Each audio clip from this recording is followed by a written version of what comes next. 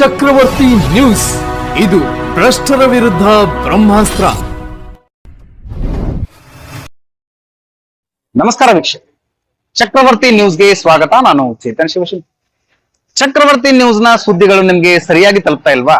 ಹಾಗಾದ್ರೆ ಕೂಡಲೇ ನಮ್ಮ ಚಾನೆಲ್ ನ ಸಬ್ಸ್ಕ್ರೈಬ್ ಮಾಡ್ಕೊಳ್ಳಿ, ಪಕ್ಕದಲ್ಲಿರುವ ಬೆಲ್ ಐಕಾನ್ ನ ಕ್ಲಿಕ್ ಮಾಡಿ. ಹಾಗೆ ಮಾಡೋದ್ರಿಂದ ನಾವು ಮಾಡುವ ಪ್ರತಿಯೊಂದು ಸುದ್ದಿ ನಿಮ್ಗೆ ಆಗಿಂದಾಗ ನಿಮ್ಮ ಮೊಬೈಲ್ಗೆ ತಲುಪುತ್ತೆ. ಶಿಕ್ಷಣ ಸಂಸ್ಥೆಗಳು ವಿದ್ಯಾರ್ಥಿಗಳಿಗೆ ಶಿಕ್ಷಣ ನೀಡುವ ಕೆಲಸವನ್ನು ಮಾತ್ರ ಮಾಡದೆ ದೇಶದ ಭವಿಷ್ಯವನ್ನ ರೂಪಿಸುವ ಮಹತ್ತರ ಜವಾಬ್ದಾರಿಯನ್ನು ಸಹ ನಿರ್ವಹಿಸುತ್ತವೆ ಎಂದು ವೈದ್ಯ ಎಸ್ ಮುತ್ತತ್ತಿ ಅವರು ಹೇಳಿದರು. ಮುದ್ದೇಬಿಹಾಳ ಪಟ್ಟಣದ ಮಾದನಾಳ ಕ್ರಾಸ್ ಬಳಿ ಇರುವ ಸಮರ್ಥ ಕನ್ನಡ ಮತ್ತು ಆಂಗ್ಲ ಮಾಧ್ಯಮ ಪಬ್ಲಿಕ್ ಶಾಲೆಯ 7ನೇ ವರ್ಷದ ವಾರ್ಷಿಕೋತ್ಸವದ ಅಧ್ಯಕ್ಷತೆ ವಹಿಸಿ ಅವರು ಮಾತನಾಡಿದರು. ಸಮರ್ಥ ಶಾಲೆ ಮಕ್ಕಳಲ್ಲಿ ಶಿಕ್ಷಣದ ಜೊತೆಗೆ ನೈತಿಕ ಮೌಲ್ಯಗಳು, ಸಮಾಜದ ಹೊಣೆಗಾರಿಕೆ ಮತ್ತು ದೇಶಭಕ್ತಿ ಭಾವನೆಗಳನ್ನು ಬೆಳೆಸುವ ಕಾರ್ಯವನ್ನು ಸಮರ್ಪಕವಾಗಿ ಮಾಡುತ್ತಿರುವುದು ಹೆಮ್ಮೆಯ ವಿಷಯ ಎಂದರು. ಮುಖ್ಯ ಅತಿಥಿಯಾಗಿದ್ದ ಶಿಕ್ಷಕ ಎಂಎಂ ತಳಿಕೆರೆ ಅವರು ಮಾತನಾಡಿ, ಓಡುತ್ತಿರುವ ದಿನಮಾನಗಳಲ್ಲಿ ಕೆಲವೇ ಮಕ್ಕಳಿಂದ ಪ್ರಾರಂಭವಾದ ಈ ಶಾಲೆ ಸದ್ಯ ಉತ್ತಮ ಪರಿಸರ, ಬೃಹತ್ ಕಟ್ಟಡ, ಸುಭದ್ರ ಕೊಠಡಿಗಳು, ವಿಶಾಲವಾದ ಹಸಿರಿನಿಂದ ಕೂಡಿದ ಮೈದಾನ, ಅಚ್ಚುಕಟ್ಟಾದ ಕಾಂಪೌಂಡ್ನ ಮೂಲಕ ಬೆಳೆದು ನಿಂತಿದೆ ಅಂದರೆ ಅದಕ್ಕೆ ಶಾಲಾ ಮುಖ್ಯಸ್ಥರ ಸೇವಾ ಮನೋಭಾವನೆ ಮತ್ತು ಕಠಿಣ ಪರಿಶ್ರಮವೇ ಕಾರಣ. ಬರುವ ದಿನಗಳಲ್ಲಿ ಈ ಸಂಸ್ಥೆ ಇನ್ನೂ ಎತ್ತರಕ್ಕೆ ಬೆಳೆಯಲಿ ಎಂದು ಆಶಿಸಿದರು. ಶಾಲೆಯ ಸಂಸ್ಥಾಪಕ ಅಧ್ಯಕ್ಷ ಪರಶುರಾಮ್ ಎಚ್ಎಲ್ ಮಾತನಾಡಿ, ಶಾಲೆ ಬೆಳೆದು ಬಂದ ಹಾದಿಯ ಬಗ್ಗೆ ವಿವರಿಸಿದರು. ಶಿಕ್ಷಕ ಎಸ್ ದೊಡ್ಮನಿ, ಎಎಸ್ಐ ಕೆಎಸ್ಎಸ್ಕಿ ಮಾತನಾಡಿದರು. ಪತ್ರಕರ್ತ ವಿಕ್ರಮ್ ಬಿರಾದಾರ್ ಕಾರ್ಯಕ್ರಮವನ್ನು ಉದ್ಘಾಟಿಸಿದರು. ಗಿರಿಯಪ್ಪ ಗುರುಸ್ವಾಮಿ ಜ್ಯೋತಿ ಬೆಳಗಿಸಿದರು. ಪತ್ರಕರ್ತ ನಾಗೇಂದ್ರ ಶಿವಶಿಂಪಿ, ಕೆಬಿಜಿಎನ್ಎಲ್ ಎಡಬ್ಲ್ಯೂ ಅಶೋಕ್ ಬಿರಾದಾರ್, ಶಿವಲಾಲ್ ಜಾಧವ್, ಗ್ರಾಮ ಲೆಕ್ಕಾಧಿಕಾರಿ ಹರ್ಷಿತ್ ಗೌಡ, ನಿವೃತ್ತ ಶಿಕ್ಷಕ ಮಲ್ಲನಗೌಡ ಬಿರಾದಾರ್, ಶಿಕ್ಷಕಿ ಎಎಸ್ ಪಾತ್ರೋಟಿ, ಸಮಾಜ ಸೇವಕ ರಾಜ್ಕುಮಾರ್ ನರಸಣಿಗಿ, ಸಮಾಜ ಸೇವಕಿ ಸಕ್ಕುಬಾಯಿ ರಾಠೋಡ್, ಪ್ರಕಾಶ್ ಬಸರಕೋಡ್, ಸಂತೋಷ್ ಕೆಸನೂರ್, ಸಿದ್ದು ಕೋಲ್ಕಾರ್, ಶಿವನಗೌಡ ಪಾಟೀಲ್, ಲಾಡ್ಲಿ ಮಶಾಕ್ ಮುಕಿಹಾಳ್, ಮಾಜಿ ಸೈನಿಕ ಸತೀಶ್ ನಾಯಕ್, ರವಿ ಕಲ್ಯಾಣಮಠ್, ವಿಜು ಸೋನಾರ್, ಶಾಲೆಯ ಮುಖ್ಯೋಪಾಧ್ಯಾಯಿನಿ ಜಿಟಿ ಗೀತಾಂಜಲಿ ವೇದಿಕೆ ಮೇಲಿದ್ದರು. ಕಾರ್ಯಕ್ರಮದಲ್ಲಿ ಶಾಲಾ ಚಟುವಟಿಕೆಗಳಲ್ಲಿ ವಿಜೇತ ವಿದ್ಯಾರ್ಥಿಗಳನ್ನು ಸನ್ಮಾನಿಸಿ ಗೌರವಿಸುವ ಮೂಲಕ ಪ್ರೋತ್ಸಾಹಿಸಲಾಯಿತು. ಕಾರ್ಯಕ್ರಮದ ಬಳಿಕ ಶಾಲಾ ವಿದ್ಯಾರ್ಥಿಗಳಿಂದ ನಡೆದ ಮನೋರಂಜನಾ ಕಾರ್ಯಕ್ರಮಗಳು ಗಮನ ಸೆಳೆದವು. ಲಾಲ್ ಸಿಂಗ್ ಚೌಹಾಣ್ ಮತ್ತು ಕಿಶನ್ ರಾಠೋಡ್ ಕಾರ್ಯಕ್ರಮದ ಉಸ್ತುವಾರಿಯನ್ನು ವಹಿಸಿದರು. ಶಾಲೆಯ ಸಂಸ್ಥಾಪಕ ಅಧ್ಯಕ್ಷ ಪರಶುರಾಮ್ ಎಚ್ಎಲ್ ಕಾರ್ಯಕ್ರಮವನ್ನು ಸಂಪೂರ್ಣವಾಗಿ ನಿರ್ವಹಿಸಿದರು. ಈ ಸುದ್ದಿ ನಿಮಗೆ ಇಷ್ಟ ಆಗಿದ್ರೆ ಲೈಕ್ ಮಾಡಿ, ಶೇರ್ ಮಾಡಿ, ಸಬ್ಸ್ಕ್ರೈಬ್ ಮಾಡಲು ಮರೆಯದಿರಿ. ನಿರಂತರ ಸುದ್ದಿಗಳಿಗಾಗಿ ನೋಡ್ತಾ ಇರಿ ಚಕ್ರವರ್ತಿ ನ್ಯೂಸ್.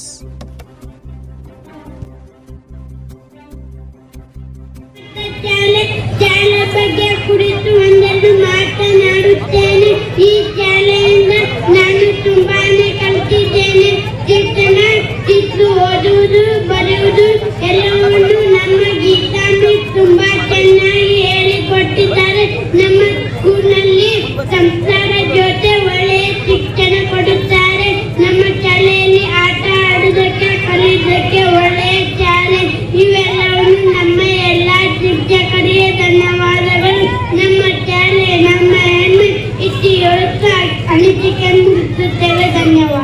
ಮಕ್ಕಳ ಕಾರ್ಯಕ್ರಮದ ಕೇಂದ್ರ ಬಿಂದು ಆಗಿರ್ತಕ್ಕಂಥ ಮತ್ತು ವಿದ್ಯಾರ್ಥಿಗಳು ಹಾಗೂ ಮಾಧ್ಯಮದ ಮಿತ್ರರವರು ಹಾಗೂ ಈ ವಾಹನದ ಚಾಲಕರು ಹಾಗೂ ಈ ಸಂಸ್ಥೆಯ ಶಿಕ್ಷಕರಿಗೂ ಹಾಗೂ ನಮ್ಮ ಪರಶುರಾಮ್ ಎಚ್ಎಲ್ ಗುರುಗಳಿಗೂ ಈ ಎಲ್ಲರಿಗೆ ನನ್ನ ಕ್ಷಮೆಯನ್ನು ಕೇಳುತ್ತಾ, ಅಂದರೆ ಯಾರು ಮಾತಾಡೋಣ ಯಾಕೆ ಇಷ್ಟಪಡ್ತೀರಪ್ಪ ಅಂತಂದ್ರೆ, ಸಾಹೇಬರು ನಮ್ಮ ಆತ್ಮೀಯ ಗೆಳೆಯರು ಹೌದು ಹಾಗೂ ಈ ಸಂಸ್ಥಾಪಕರು ಹೌದು. ಇವರು ಆಲ್ರೆಡಿ ಜಾಬ್ ಆಗಿ 2 ವರ್ಷ ಆಯ್ತು. ಈ ಆಲ್ರೆಡಿ ಬಿಡಬೇಕಾಗಿತ್ತು ಈ ಮೆಟ್ಟಲು ಬಿಟ್ಟು ತಮ್ಮ ಜೀವನವನ್ನ ನೌಕರಿಗಾಗಿ ಮುಡುಪಾಗಿ ಇಡಬೇಕಾಗಿತ್ತು. ಆದ್ರೂ ಇಡ್ಲಿಲ್ಲ. ಯಾಕಪ್ಪ ಅಂದ್ರ ಈ 4 ವಿದ್ಯಾರ್ಥಿಗಳಿಂದ ಬಂದಂತ ಸಂಸ್ಥೆ ಇವತ್ತು 200 ಮಟ್ಟಕ್ಕೂ ಹೋಗಿದೆಯಪ್ಪ ಅಂತಂದ್ರ ಇವರ ಬೆಳವಣಿಗೆ ಹಂತದನ್ನು ನಾವು ಬೆಳೆಸಬೇಕು ಕ್ರಮ ಐತೆ ಅಂತ ಹೇಳ್ತಾ ನಮ್ಮ ಮಾತನ್ನು ಮುಗಿಸ್ತೀನಿ. ಬೇರುಗಳು ಕೈ ಇರಬಹುದು, ಶಿಕ್ಷಣದ ಬೇರುಗಳು ಕೈ ಇರಬಹುದು, ಆದರೆ ಅದರ ಫಲ ಸಿಹಿ ಆಗಿರುತ್ತದೆ ಅನ್ನಕ್ಕೆ ಈ ಸಂಸ್ಥೆನೇ ಮುಖ್ಯ ಕಾರಣ. ಈಗಾಗಲೇ ನಾವು ಈ ಒಂದು 2018 ಈ ಸಂಸ್ಥೆಯಲ್ಲಿ ನಾನು ಕೂಡ ಒಬ್ಬ ಶಿಕ್ಷಕನಾಗಿ, ಮುಖ್ಯೋಪಾಧ್ಯಾಯನಾಗಿ ಸೇವೆ ಸಲ್ಲಿಸಿದ್ದೇನೆ. ಆ ಋಣ ಹೇಗೆ ನಮ್ಮ 7 ವರ್ಷ ಅಲ್ಲ, ಇನ್ನು ನಮ್ಮ ಜೀವನ ಪೂರ್ತಿ ಕೂಡ ಈ ಸಂಸ್ಥೆಗೆ ನಾವು ಋಣಿಯಾಗಿರ್ತೇವೆ. ಈ ಒಂದು ಸಂಸ್ಥೆಯನ್ನು ಕಟ್ಟಲು ಪರಶುರಾಮ್ ಸರ್ ಅವರು ಬಹಳ ಪರಿಶ್ರಮ, ಹಾಗೆ ಪುಲ್ಲಿಂಗ್ ಅವರು ಅದೇ ರೀತಿಯಾಗಿ ಪ್ರತಿಯೊಬ್ಬರು ಎಲ್ಲ ಈ ಸಂಸ್ಥೆಗೆ ಶಿಕ್ಷಕರು ಹಾಗೂ ಪ್ರತಿಯೊಬ್ಬ ವಾಹನ ಚಾಲಕರು ಕೂಡ ನಮ್ಮ ಒಂದು ಒಡನಾಡಿಗಳಾಗಿದ್ದರು. ಈ ಸಂಸ್ಥೆ ಬೆಳಬೇಕಂದ್ರೆ ಎಲ್ಲರ ಒಂದು ಕಾರಣ ಇದೆ. ಈ ಮುದ್ದು ಮಕ್ಕಳ ಕಾರ್ಯಕ್ರಮ ನೋಡಕ್ಕೆ ಬಂದಂತ ತಮ್ಮೆಲ್ಲರಿಗೂ ಒಂದು ವಿಷಯವನ್ನು ಹೇಳಲು ಇಷ್ಟಪಡ್ತೇನೆ. ಈಗಾಗಲೇ ಮಕ್ಕಳು ಮೊಬೈಲ್ ಬಳಕೆ ಮಾಡಿ ತಮ್ಮ ಜೀವನ ಹಾಳು ಮಾಡ್ತಾ ಇದ್ದಾರೆ. ಅಂತ ಮಕ್ಕಳನ್ನು ಇಂತಹ ಸಂಸ್ಥೆಗೆ ಹಚ್ಚಿ ತಮ್ಮ ಮಕ್ಕಳ ಉಜ್ವಲ ಭವಿಷ್ಯವನ್ನು ಬೆಳೆಸಬೇಕು. ಅದೇ ರೀತಿಯಾಗಿ ಮಕ್ಕಳ ಒಂದು ಶಿಕ್ಷಕರು ಯಾವುದೇ ಒಂದು ಕಾರಣಕ್ಕೆ ಮಾಡ್ತಾರೆ ಅಂದ್ರೆ ಒಂದ್ ಏನ್ ಬಿಡ್ತಾರೆ, ಶಿಕ್ಷೆ ಕೊಡ್ತಾರೆ. ಅದೇ ಬಂದು ಕೆಲವು ಪಾಲಕರು ಬಂದು ಎಷ್ಟೋ ಮಂದಿ ಜಗಳ ಮಾಡಿದ ಉದಾಹರಣೆಗಳು ಕೂಡ ನಾವು ನೋಡ್ತೀವಿ. ಶಿಕ್ಷಣ ಬೇಕಪ್ಪ ಅಂದ್ರೆ ಏನಾಗ್ತದೆ, ಶಿಕ್ಷಣ ಬೇಕಂದ್ರೆ ಶಿಕ್ಷೆ ಆಗಬೇಕು ಅಂದಾಗ ಮಾತ್ರ ಮಕ್ಕಳು ಎತ್ತರವಾಗಿ ಬೆಳೀತಾರೆ ಅನ್ನೋಕ್ಕೆ ಇಲ್ಲಿ ನಿಮ್ಮ ಮುಂದೆ ಓಡಾಡ್ತಿರುವಂತ ಪುಟ್ಟ ಮಕ್ಕಳೇ ಸಾಕ್ಷಿ. ಈಗಾಗಲೇ ವೇಳೆ ಪಾಡಾಗಿದೆ. ಎರಡು ಮಾತನಾಡುವ ಅವಕಾಶ ಕೊಟ್ಟಂತ ವೇದಿಕೆಗೂ ಹೃದಯ ಕಮಲದಲ್ಲಿ ಅಡಗಿರ್ತಕ್ಕಂಥ ಭಗವಂತನ ಪಾದಗಳಿಗೆ ನಮಸ್ಕರಿಸುತ್ತಾ ಒಂದೆರಡು ವಿಚಾರಗಳನ್ನ ನಮ್ಮ ಜೊತೆಗೆ ಹಂಚಿಕೊಳ್ಳೋದಕ್ಕೆ ಇಷ್ಟಪಡ್ತೇನೆ. 2018ರಲ್ಲಿ ಪ್ರಾರಂಭವಾಗಿರ್ತಕ್ಕಂಥ ಕೇವಲ 4 ಮಕ್ಕಳಿಂದ ಪ್ರಾರಂಭವಾಗಿರ್ತಕ್ಕಂಥ ಈ ಸಂಸ್ಥೆ, ದೊಡ್ಡಮನ್ ಸರ್ ಕೂಡ ಹೇಳಿದ್ರು, ನಾನಿಲ್ಲಿ ಕೆಲಸ ಮಾಡಿದ್ದೇನೆ, ಈ ಗಿಡಗಳನ್ನು ಹಚ್ಚಿದ್ದೇನೆ ಅತ್ಯಂತ ಪರಿಸರದಲ್ಲಿ. ಈ ಮಕ್ಕಳು ಕೂಡ ನನ್ನ ಶಿಷ್ಯ ಸನ್ಮಾನಿಸುವಾಗ ನನ್ನನ್ನು ವರ್ಣನೆ ಮಾಡ್ತಾರೆ. ನಮ್ಮ ಶಿಷ್ಯನನ್ನು ಎಲ್ಲ ಮಕ್ಕಳು ಶಿಸ್ತನ್ನ ಹೇಗೆ ಕಲಿಸ್ಕೊಟ್ರು, ಸಂಸ್ಕಾರವನ್ನ ಯಾವ ರೀತಿ ಕೊಟ್ರು, ಯಾವ ರೀತಿ ನಮ್ಮನ್ನು ತಿದ್ದಿದ್ರು, ಇಂಗ್ಲಿಷ್ ಅನ್ನ ಯಾವ ರೀತಿ ರೂಪಿಸಿದ್ರು. ನಾವಿಲ್ಲಿ ಬರೋಕ್ಕಿಂತ ಪೂರ್ವದಲ್ಲಿ ಮಣ್ಣಿನ ಮುದ್ದೆ ಆಗಿದ್ದೀವಿ, ಆ ಮುದ್ದೆಯನ್ನ ಮೂರ್ತಿಯನ್ನಾಗಿ ಬದಲಾಯಿಸಿದ್ರು. ಆ ಎಲ್ಲ ಶಕ್ತಿ ಗುರುಗಳಲ್ಲಿದೆ. ಶಾಲೆಗೆ ಬೇಕಾಗಿರ್ತಕ್ಕಂಥ ವಾತಾವರಣ, ವಿಶಾಲವಾಗಿರ್ತಕ್ಕಂಥ ಮೈದಾನ, ಶಾಲಾ ಕಾಂಪೌಂಡು, ಉತ್ತಮವಾಗಿರ್ತಕ್ಕಂಥ ತರಗತಿ ಕೊಠಡಿಗಳು, ಹಾಗೇನೆ ಇಲ್ಲಿರ್ತಕ್ಕಂಥ ಹಸಿರಿನಿಂದ ತುಂಬಿರ್ತಕ್ಕಂಥ ವಾತಾವರಣ. ಇಲ್ಲೆಲ್ಲ ವೇದಿಕೆಯಲ್ಲಿ ಇಂಜಿನಿಯರ್ ಸಾಹೇಬರದಾರ, ಡಾಕ್ಟರ್ ಸಾಹೇಬರದಾರ, ಸಮಾಜ ಸೇವಕರದಾರ, ಗುರುಗಳದಾರ, ಪ್ರಿನ್ಸಿಪಾಲ್ ಅದಾರ, ಶಿಕ್ಷಕರದಾರ, ಸುಮಾರು ಸೈನಿಕರು, ಸೈನ್ಯದಲ್ಲಿ ಹೋಗಿ ಕೆಲಸವನ್ನು ಮಾಡಿಕೊಂಡಿರ್ತಕ್ಕಂಥ ಸೈನಿಕರದಾರ, ಇವರು ಕೂಡ ಎಸ್ಡಿ ಅದಾರ.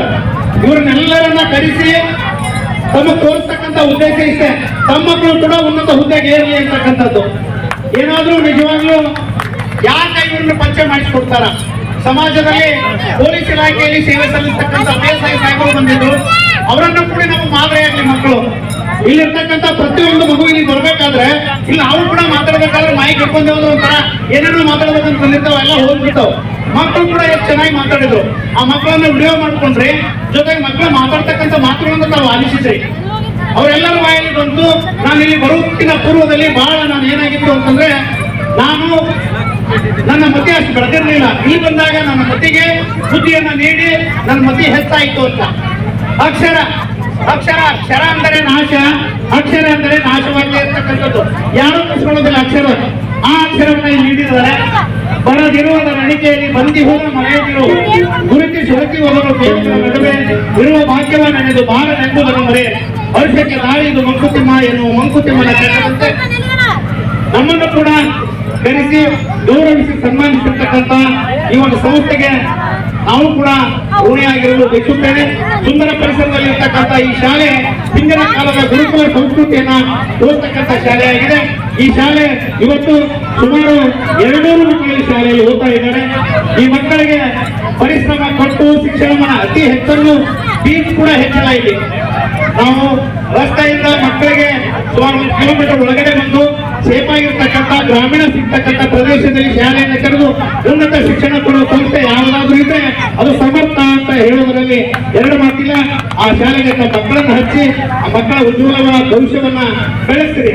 ಜೀವನದಲ್ಲಿ ನಾವು ಏನೂ ಮಾಡೋದು ಬೇಕಾಗಿಲ್ಲ, ಆಸ್ತಿ ಮಾಡಬೇಡ್ರಿ, ಮಕ್ಕಳನ್ನ ಆಸ್ತಿ ಮಾಡ್ರಿ ಅಂತ ಹೇಳ್ತಾ ಅವಕಾಶ ಕೊಟ್ಟಿರ್ತಕ್ಕಂಥ ತಮ್ಮೆಲ್ಲರಿಗೆ ವಂದಿಸಿ 2 ಮಾತುಗಳನ್ನ ಮುಗಿಸುತ್ತೇನೆ. ಜೈ ಭಾರತ.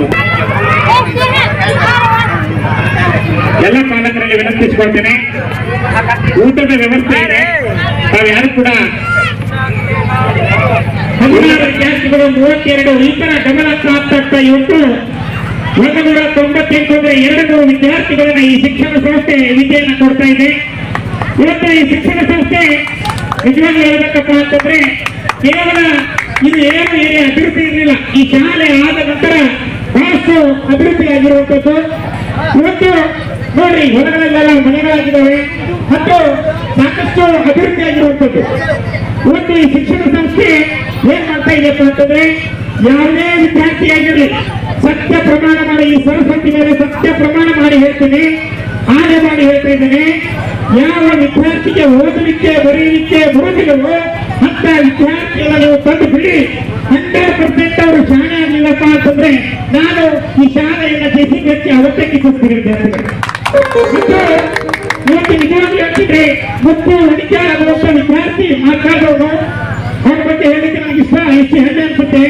ನಾನು ನೀನ ಹಿಡ್ತಿದ್ದ ಇವ್ರ ಪಾಲಕರು ಬಂದು ನೀವು ಅಡ್ಮಿಷನ್ ಮಾಡ್ಬೇಕಾದ್ರೆ ಸರ್ ಇವ್ರು ಬರೇ ನೀನ ಹಿಡ್ತಾನ್ರಿ, ಮನೆಯಾಗ ಒಂದು ದಿನ ಇರಂಗಿಲ್ಲ ಸರ್, ಹುಡುಗರ ಜೊತೆ ಬರೀ ನೀನ ಹಿಡಿಯಕ್ಕೆ ಹೋಗ್ತಾನ್ರಿ ಅಂತೇಳಿ ಇವತ್ತಿನ ಮಟ್ಟಿಗೆ ಭಾಷಣ ಮಾಡ್ಬೇಕಾದ್ರೆ ವಿದ್ಯಾರ್ಥಿ ಕರೆಸಿ ನಿಮ್ಗೆ ಹೇಳ್ತೀನಿ. 4-5 ವಿದ್ಯಾರ್ಥಿಗಳಿದ್ದಾರೆ ಈ ಶಾಲೆಗೆ ಬರಬೇಕಾದ್ರೆ 8ನೇ ತರಗತಿ ವಿದ್ಯಾರ್ಥಿ, ಅವರು ಆ ವಿದ್ಯಾರ್ಥಿ ಸಮೇತ ಓದಲಿಕ್ಕೆ ಬರ್ಲಿಕ್ಕೆ ಬರ್ತಾ ಇರಲಿಲ್ಲ. ಇವತ್ತಿನ ಮಟ್ಟಿಗೆ ನಿಮ್ಮ ಮುಂದೆ ಇಂಗ್ಲಿಷ್ ಪುಸ್ತಕ, ಗಣಿತ ಪುಸ್ತಕ ಮತ್ತೆ ಕನ್ನಡ ಪುಸ್ತಕ ಅಂತಂದು ನೀವು ಬೇಕಾದ ಪುಸ್ತಕ ತಗೊಂಡ್ರಿ. ದೇಶದೊಳಗೆ ವಿಜ್ಞಾನ ಆಗಿರ್ಲಿ, ಕನ್ನಡ ಆಗಿರ್ಲಿ, ಗಣಿತ ಆಗಿರ್ಲಿ, ಇಂಗ್ಲಿಷ್ ಆಗಿರ್ಲಿ ಬೇಕಾದಂತ ಪುಸ್ತಕವನ್ನು ನೋಡಿ ಅವ್ರು ಓದಿಲ್ಲಪ್ಪ ಅಂತಂದ್ರೆ ಯಾವತ್ತೇ ಈ ಶಿಕ್ಷಣ ಸಂಸ್ಥೆ ದೇಶಕ್ಕೆ ಕಿತ್ತಿಸ್ತೀವಿ. ಅಷ್ಟು ಈ ಶಿಕ್ಷಣ ಸಂಸ್ಥೆ ಎಲ್ಲ ಮಕ್ಕಳಿಗೆ ಒಳ್ಳೆ ವಿದ್ಯಾಭ್ಯಾಸವನ್ನು ಕೊಡ್ತಾ ಇದೆ. ಇವತ್ತು ಏನಪ್ಪಾ ಅಂತಂದ್ರೆ ನಿಜವಾಗಿ ಕಲಿತೀರಿ ಸರ್ ಅವರು ನಮ್ಗೆ ಯಾವ ರೀತಿ ಮಾಡ್ತಾ ಇದ್ರಪ್ಪ ಅಂತಂದ್ರೆ ನಿಜವಾದ ಪ್ರೀತಿ ಬಹಳ ಅದ್ಭುತವಾಗಿತ್ತು.